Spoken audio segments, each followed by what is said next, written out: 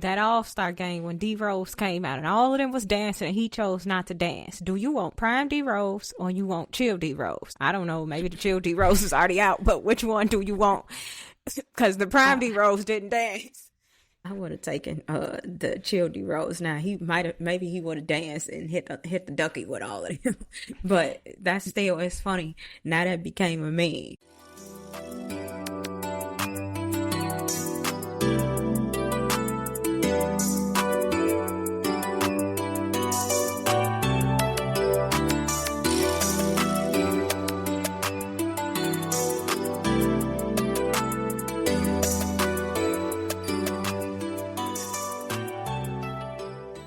Hey y'all, this is None Lightly. We're back with another episode, and this one is kind of a surprise. It's Valentine's Day weekend in sports. We just finished the Super Bowl, and we know that All-Star Weekend is underway as we speak. It's Saturday. It's normally the skills challenge, 3-point contest, and the dunk contest. But we got a special segment where we kind of want to give our flowers back to one of Chicago's own legends. If you all didn't know, I'm C's, that's Deasia. Didi. We're also from Chicago, and Chicago is known as a basketball city. It's huge in that regard, and none other than the legend D Rose is from our city and has given back in such a huge way. We know he has recently retired, and we just got a special segment. It's our love letter to basketball, our love letter to Chicago. But you're here, this is a sports podcast, and we're going to give our opinions. When it comes to sports, we don't take it lightly. So, without further ado, let's get right into this episode. Deasia, give them the surprise. Give them all the details of what we're about to talk about.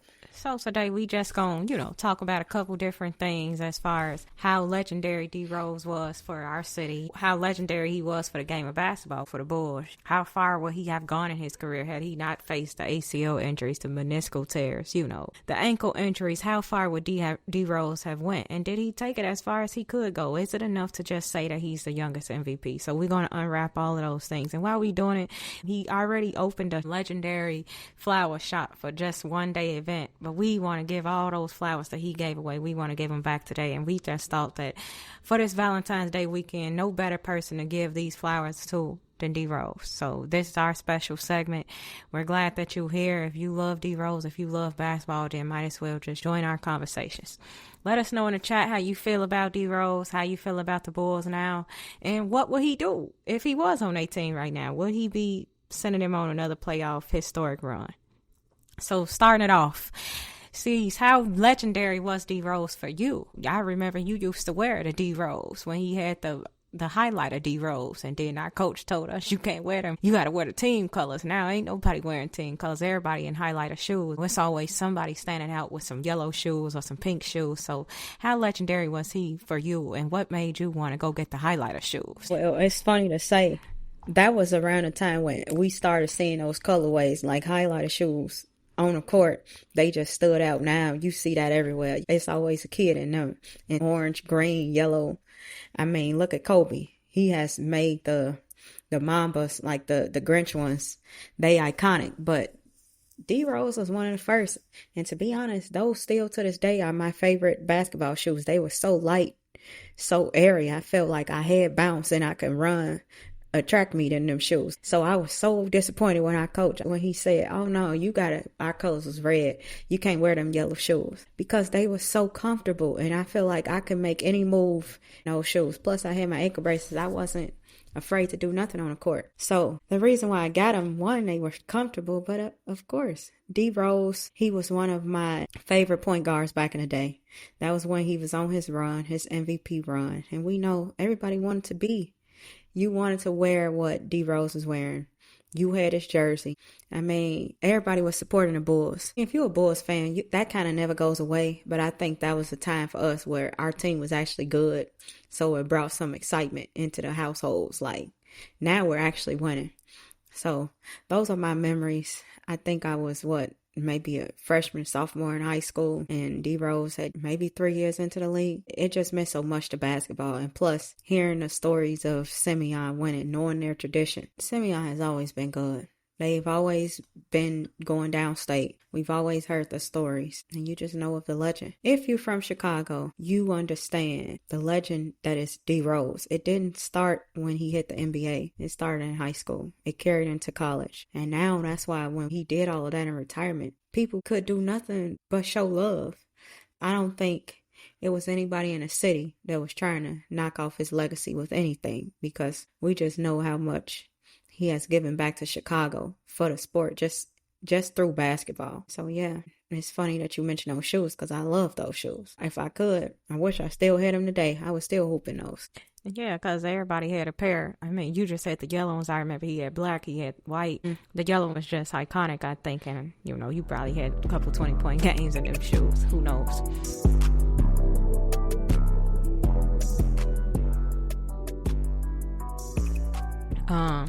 But just talking about him with Simeon, how legendary was that? Him playing for, an inner city school and taking him to downstate and actually winning. Can you remember when Granddaddy took us to, I think it was like a city classic or something for basketball somewhere? We was at UIC, and it was a couple city schools, like maybe 4 teams that was there, and they was all playing good. And Granddaddy was like, "They go D Rose," and it's that time you just know you just love basketball. You not hooked on just one player, but this one player was standing out. He was dunking in.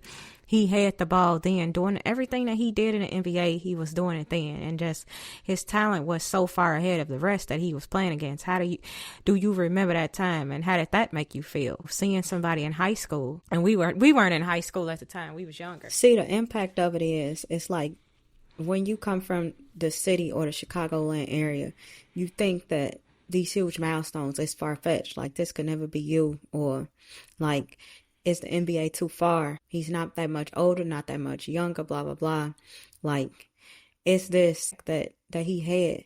Like, this could be attainable. If I work hard, this could be reachable. But it's also like, not even as a fan's perspective, like, I seen him play early in his career.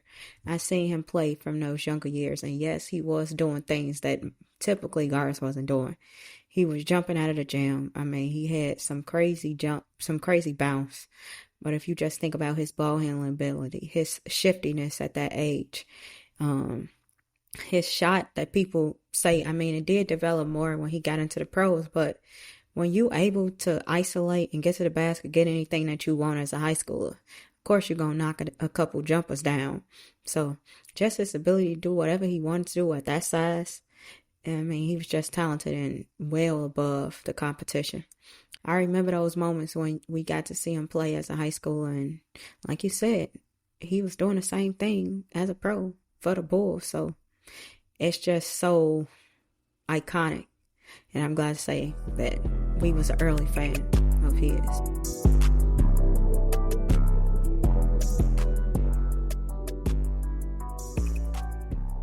Yeah, and then speaking of his iconic run, actually, we could say it's Hall of Fame run. Like, there's no way that he wouldn't be in the NBA Hall of Fame. But one of those reasons why he should be in the NBA Hall of Fame is because, well, not just the NBA, basketball Hall of Fame. We talking basketball, period.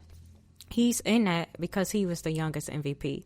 And what made him the MVP? It was because he was consistently making it to the Eastern Conference Finals. And of course, yeah, he was losing it to LeBron, but he was taking a team that really, they didn't have a bunch of all-stars. They didn't have no big three. This was when the league, they didn't have those. That was before all of that. So he's just taking a team of a lot of role players, or you got to score here and there, but he was the leader of that team, and he was that go-to guy, and he took them to the playoffs several times, and because of that, he was the MVP. And let's not like downplay this DH. That was when the Bulls was almost, before he came there, they were nearly in last place. They in the playoffs, they wasn't even making it. Yeah, so, we remember we can go to games and you just roll on in there, pay probably at that time, maybe not even, I don't know, it probably wasn't even $20. We don't know. We wasn't paying for the games, but because we was young then, but we know that the people that we would go see would be like a Kirk Heinrich, a Ben Gordon, but not to say these are not good players, they just not D Rose. And they just didn't have a winning winning organization at that time. They were in no way going towards winning. For some reason, I mean, the team they was was struggling. just selling tickets. They was just selling tickets, and people that love the city would come out to watch them play. And of course, we've got diehards that it's still diehards to this day that's still watching the Bulls. Like, you're still watching the Bulls, and why do you watch them? Oh, because I'm from the city. I'm from Chicago. I just gotta watch. I gotta support my hometown. But the Bulls are nothing to watch now. I'm just going to be honest. And they weren't great before D Rose. They was okay. It's just it's just a team that was getting by. But when D Rose came, he changed all of that. And that's what made him the youngest MVP. It was because he was scoring. He was getting everybody involved. And let's be honest. Joakim Noah would not have become an all-star had it not been for D Rose. Like, he started winning Defensive Player of the Year, like all these accolades. Maybe he won. I don't know for sure. Check the stats on that. But whatever he did, he was defensive-minded. He didn't really score, but when he did score, it was because he probably, like, they was doubling D Rose. So who's open? Joakim might as well go up for a dunk, you know? He made players around him better because he was like a Steph Curry. He ain't gonna shoot like him, but he brought that type of aura around him where you gotta guard him, and you can't guard him alone. You gotta send 2 and 3 guys at him. So what does that do? That leaves other players open to be much better, and that's why he became an MVP. He made the team better. It's kind of like the same thing that the Joker does for Denver. He makes those around him better because he just attracts so much. That's the type of effect that LeBron has, D Rose has it. It's certain players in the league that has it. And because of that, D Rose is going to be in the Hall of Fame. So we're going to give our flowers to him, for those reasons. But outside of that, what made D Rose so legendary where people were saying, if we don't have D Rose, we ain't going to be able to make it to the championship? Why was he such that piece that the team always needed, Sierra? I would say because the Bulls, it's like a team full of role players. I mean, still to this day, it's like a positionless team. If you break it down, where you might have two, 3 guys that can play the wings. And then you did have your center with Joakim Noah, but other than that, you had a bunch of guards on the floor. So what changed it for D Rose is you're solidifying, this is our point guard. He's our guy. So now you don't have a lot of chaos or disorganization on the court where anybody can just punch in. I'm going to play the 2 today. I'm going to play the 3. No, he was playing a point guard, and this is the person with the ball in his hands in those big moments. It was D Rose, and he came into an organization that was dying for like that type of player that was going to take on that pressure.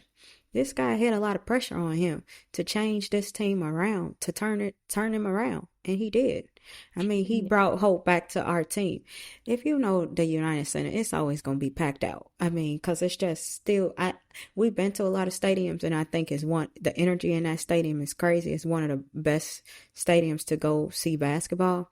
But now you got a reason to be acting like this. You got a reason. He brought hope back to that team, back to that organization. So it was a lot of hope because he was the number 1 pick. So, we had talked earlier about how sometimes the number 1 picks, they don't turn out to be the number 1 pick, let alone they don't turn out to be who they are in the league. They may not even remain in the league. Like I don't want to say number 1, but your top 3 picks. He was one that panned out. And not only did he pan out, he's going to be a Hall of Famer. And why is that? Like, he brought, like Caesar saying, he brought a lot of hope to Chicago. He was the number 1 pick, and he showed it why. He took them to the playoffs several times, not only in the playoffs, like they made it to the Eastern Conference Finals. In fact, if they wouldn't have played LeBron, they would have made it to the finals. And who knows? D Rose may have a championship, but it's every year they ran into LeBron. So that's just right. And not just LeBron, they ran into the big 3, D Wade and Bosh, that they were running against. But if you want to be honest, why is this so important is because imagine that impact, the influence that you have coming back and playing for your city. It's pressure alone when we talk about that. Like, you got a lot of expectation. You got high expectations. And if you know how it is in Chicago, I mean, we don't go for none. It is what it is. He came out and did what he's supposed to do. So I would just say, like, it was just exciting. That was an exciting time in basketball. And the sport is like this. He left too early. What happened to him was unfortunate, and it was just too early in his career. So he left a lot on the table, but that doesn't mean his impact was still not felt. Because how many years did he play? 15 years? How many years was it? I don't want to be wrong on that fact. But he played a long time if you want to count up how long he's been in the league. So he made a huge impact. And I'm sure he had he had a huge contract. Still to this day, he has a lifetime contract with Adidas. One of the few to even have a lifetime contract in general. So, yeah, playing for 16 years. He played for 16 years. He got a lifetime contract with Adidas. He won several state championships for Simeon. He took the Bulls to several conference finals. He, he was the youngest player to win an MVP. And on top of that, he decides on his retirement, instead of him getting all the accolades, they running all of it down. We're probably leaving a bunch of stuff off the list. With all that being said, he stands at the United Center and he gives the city his flowers. And then the next day, he decides, let me put a pop-up rose shop where I'm going to sell flowers to my fans and let them have a meet and greet with me. They're going to have a personal meet and greet with me. How would you have felt? Obviously, we didn't get the chance to go, but how do you think some of those fans got to feel, Sierra? Not only could they go purchase flowers, give him back, but they got to meet him up close and personal. I think what was so beautiful about that is he had something for everybody. And I was talking about this when it happened. Like, if you had the means and you had the time to go to the game that the jersey was sent up in the rafters, that they honored him at the United Center. If you had the means to do that, and I'm talking monetarily, or you had the time, then that was an option. If you didn't have the time to do that or the means, he had another option. That was to go see him at Simeon on the south side. So this was more for his city. This was more for his family, people he grew up with, giving back to the school. This was more for teenagers, people directly impacted by what's going on in the city. So it was like this was another option. And then it was another surprise that with the pop-up. So what was so beautiful is he didn't just limit it to, okay, I'm being honored here on this night in the United Center. He gave back for 3 days, all weekend, or I forget when the game was, but he gave back for 3 days. He gave his time. That was like so D Rose like. You know what I mean? When you just think about how he is, for him to offer the game and to be honored there. But then him to play at Simeon, that's huge. And then him to offer a pop-up where he's taking pictures and all of those fans got to walk away with a bouquet of flowers. That's just special. And it's something that I think the city is going to hold on to. We really going to remember that. And so big up, shout out to D Rose for that. I thought that was really cool.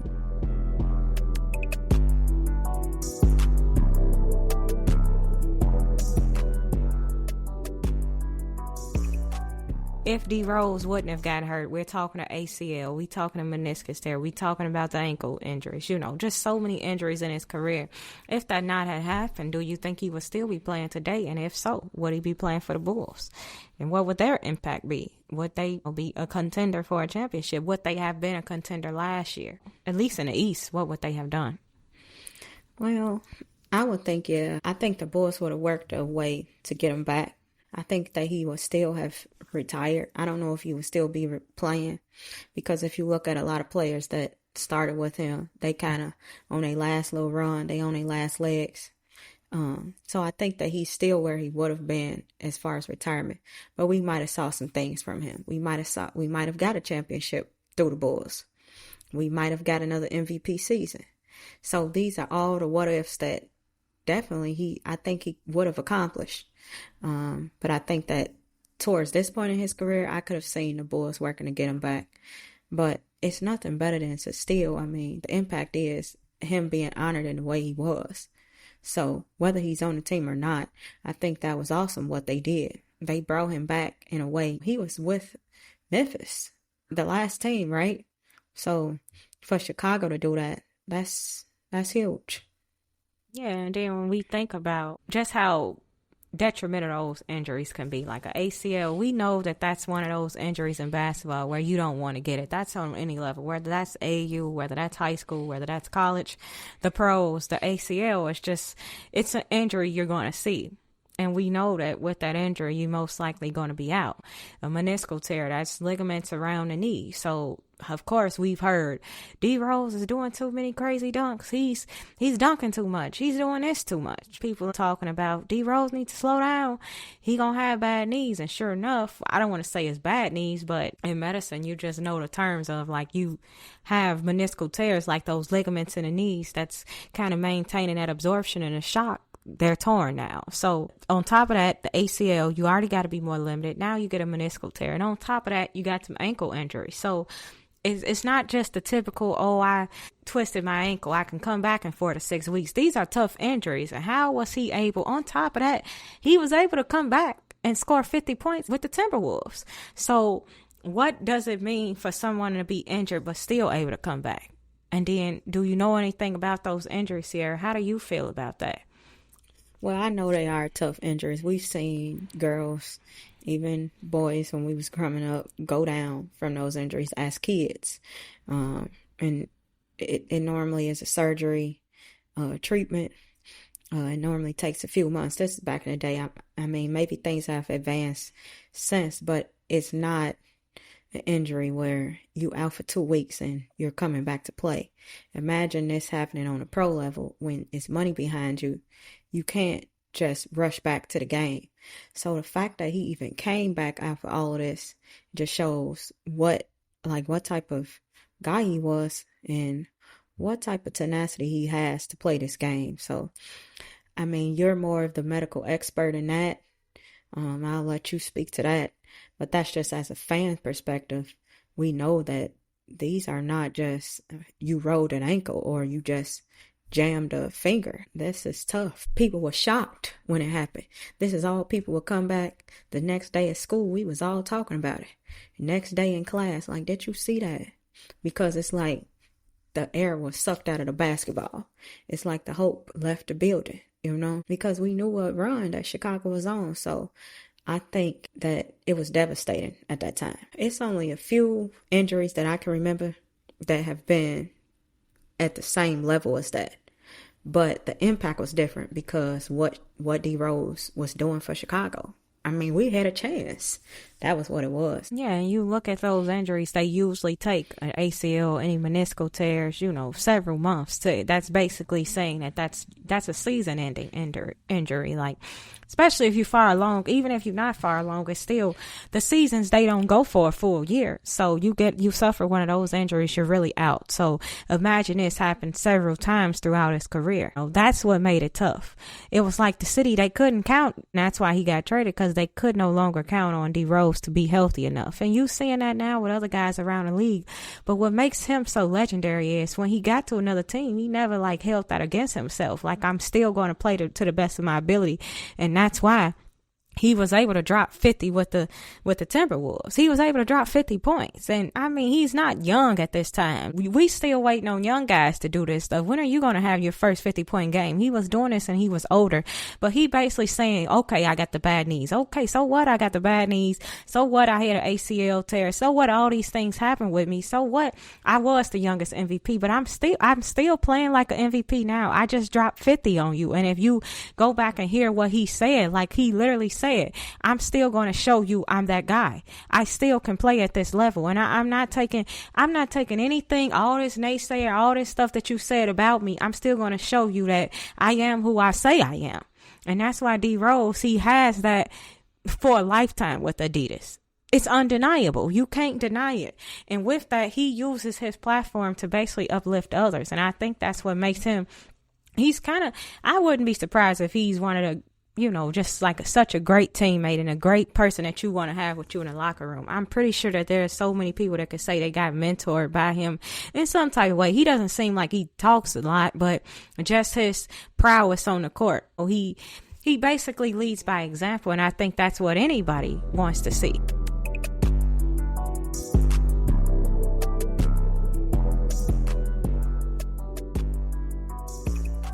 Going further into just different parts of D Rose celebration. What do you think Simeon, what were they able to get out of, just that game? How do you think those players felt, or people that's from Simeon? We got friends that went to Simeon. Simeon has that culture where if you went to Simeon, everybody gonna know about it. Like, oh, I'm from Simeon. Okay, great.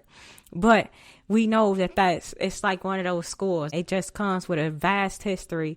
Simeon is one of them ones for the city where no matter what age you are, what sport you played, it's just historic. So how do you think these other players feel having him come back and play a game with his son? It was just basically like a pickup game. It's like everyday stuff. Like, this is nothing but city stuff. Like, we can go right now, Sierra, and go get a ball and we could find a court and go play with some people. That's basically like what D Rose was saying. Like, basketball is not bigger than me. Like, I can make it small. And that's kind of what he did. He made it for the city that day. It doesn't have to be this huge drawn out thing. It could be something as simple as, let's just go play some basketball. And, oh, by the way, I am the Hall of Famer in the making, D Rose. I'm just coming to play a little pickup game with you. And I got these jerseys by Adidas. How do you think that made all these people that's from Simeon and went to Simeon, whether you playing football, you running track, basketball, how do these players feel seeing that? And that was like one of the moments where one is beautiful from a distance, but up close in person, to be able to reach him, to be able to, in a way, shake his hand, show some love, be in the stands, like, that was probably huge. It's probably a day where them students are not going to forget it. It's probably the best day all year. So, and we already know, like you said, Simeon had that culture where everybody, if you went there, even people have graduated generations to go, oh yeah, I went to Simeon. It's that culture where they brag, they boast. So you can just imagine the energy in the building. And I bet you it probably was a few teachers that was there when he, was playing. Probably was like, wow. And just for him to come back and touch the people like that, this is an NBA superstar. And for him to do that, it shows you how humble he is. And that's the greatest characteristic that we can get out of watching something like that as a fan.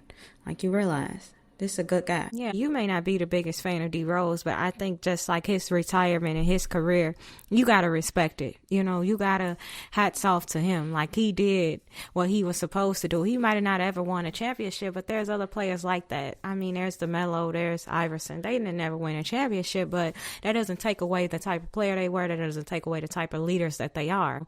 And in this game of basketball, we can tell that he probably was just one of those humble leaders that they led by example. They paved the way. He's changed the game. Obviously, before D Rose, there were guards that was jumping out of the gym, but just the impact that he had, I don't know if that impact can be replicated or is not duplicated right now. This is a point guard that's doing these things, and he's bringing the ball so far behind his head to dunk it over somebody, like literally over somebody. This is not just in a fast break. We got players like that that's doing that stuff now. Ja Morant, who he actually played with. So how do you think it was just him being able to mentor younger guys? What do you think of some of the conversations he had? I think you really did touch on it. He was a guy that you wanted in a locker room. He might be a man of few words. Doesn't matter. The leadership, the way he approached the game, I respected it a lot. So I can't imagine the impact he's had in locker rooms, that he's been through the injuries. He's been on the top. He's been in a lot of situations. So when you have been on the top, when you have been in a place where you got a lot of pressure, he's been where a lot of these guys are looking to be, or where an organization, a franchise is dependent on him. He has been there. So he probably got a lot of wisdom. He has a lot to offer. And I can just see him continue to be that type of mentor for a lot of young point guards. And it don't got to be point guards, just guards in general. He's somebody that you can't deny as far as the way he played the game and just on and off the court. I mean, we're seeing it off the court now, but what we saw it earlier, we saw it when he was playing on the court. So that's kind of what's the beautiful thing about that.